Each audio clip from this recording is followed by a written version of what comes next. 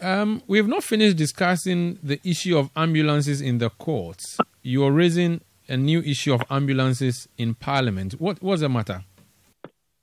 Well, good evening to you and to all our distinguished listeners. So this matter relates to a $34.9 million ambulance spare parts deal. A few days before the Honorable Ken Ofori-Atta left the Ministry of Finance, he approved this contract and further instructed the Contract Accountant General to release $10 million out of the $34.9 million. This $34.9 million, it is important to emphasize that there is no parliamentary approval for the release of this amount, which is a flagrant violation of Article 178 of the 1992 Constitution. The Constitution is very clear that without parliamentary approval, nobody can spend public funds.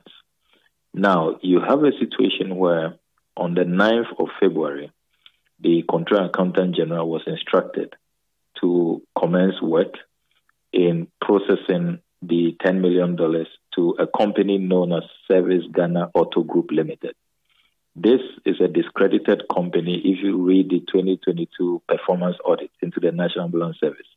This is a company that has been indicted by the Auditor General, a company that has been asked to refund monies to government because it engages in over-invoicing, a company with a very shady track record, accepted these ambulances for servicing when they knew that they had not been incorporated, a company that does not have the capacity, does not have staff to carry out the servicing of the ambulances, and yet they will continue to service these ambulances using staff of the National Ambulance Service.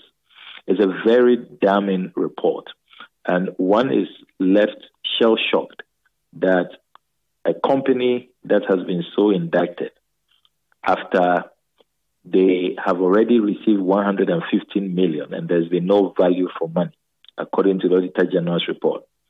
This same company, on the 9th of February, before Ken Ofori-Atta left on the 14th of February, will be given another $34.9 million contract. Now, if you look at the analysis of this $34.9 million, it means that for every ambulance, we are spending $113,000 on spare parts. When the Auditor General has discovered at page 24 of the Auditor General's report that the market value, the cost of these ambulances is $80,000. Now, the importation of these ambulances is another scandal on its own. My parliamentary oversight has led to a discovery that shows that the same characters, Stephen Okoro and his gang, who is a politically exposed person, very close to President Akufo-Addo, actually is President Akufo-Addo's son-in-law, is also a business partner of the Akufo-Addo daughters. I'm referring to Jankroma Akufo-Addo and Edwina Akufo-Addo. They have incorporated a number of companies, including SFO Initiatives Limited, another company known as Good Box Limited, and then another company called Good Grow Limited. So business partners, politically exposed person who has familial ties with the president. And this chap, when you look at the track record, they hurriedly put together these companies between April and September 2017. They have absolutely no track record, absolutely no expertise, and yet they were given a $54.3 million contract to import these ambulances. Now we know that they inflated the cost of the importation of these ambulances by over $29 million. We also now know that they did not have the expertise to even go into servicing of these ambulances to have post-importation or post-procurement after-sales agreement. And yet they have been awarded this $34.9 million contract. And it will interest you to know, Maru, that last week when the Honorable Health Minister appeared before our committee, the Assurances Committee, he conceded that they did not have parliamentary approval for this $34.9 million spare parts deal. So we now have a situation where a company without parliamentary approval is being engaged for this unconscionable transaction. Another clear case of constitutional violations of our Procurement Act, violations of our Criminal Offences and other offences act, because we are talking about a company that engages in over-invoicing, which is clearly fraudulent, as the Auditor General has discovered. And this is a company that should have been blacklisted, that should have faced sanctions, and not another unconscionable award. So if you put all of these sweetheart deals together, we are talking about $108 million. So the first procurement of the ambulance is $54.3 million. Between 2020 and 2023, this company is engaged to service these ambulances. They have been paid 115 million cedis. And then this latest $34.9 million for spare parts. I mean, in a very, bizarre arrangement, spare parts more expensive than the actual value of the ambulance. So we are talking about $108 million. And it is really shocking that a government which was going after the honorable minority leader in that infamous persecution for 2.36 million euros, 2.3 million euros, will be engaged in this very, very sleazy $108 million ambulance scandal. The question is, there are two issues here. Are you suggesting that in addition to the earlier issue you raised... Honorable, can you hear me? Yes, I can hear you. Are you suggesting that aside the earlier issue you raised about the cost of spare parts, you are actually suggesting that the price of the vehicles themselves or the ambulances themselves as procured in 2019 was also inflated, and that's separate from the spare parts deal? Absolutely. It has now emerged that the ambulances were brought in at a cost of $54.3 million. Now, the Auditor General has discovered, if you read page 24 of the performance audit, that a unit is $80,000. So $80,000 times 307, we should not have paid more than $25 million for these ambulances. And yet, we paid $54.3 million. Now, if you read Service Ghana Auto Group Limited's statement they issued last Thursday, they sought to claim that the consortium of companies they put together was paid, so each company was paid $133,000 per ambulance, even though that would still amount to unconscionable inflationary pricing. The intercepted payments, the payment vouchers that I now have in my possession, reveals that some of these companies were paid as much as $145,000. You don't believe that? $145,000. That means that we could basically have had 2 ambulances from that payment. So the spare parts deal is a separate scandal. These same guys, because they are politically exposed, they have familial ties with the president's family.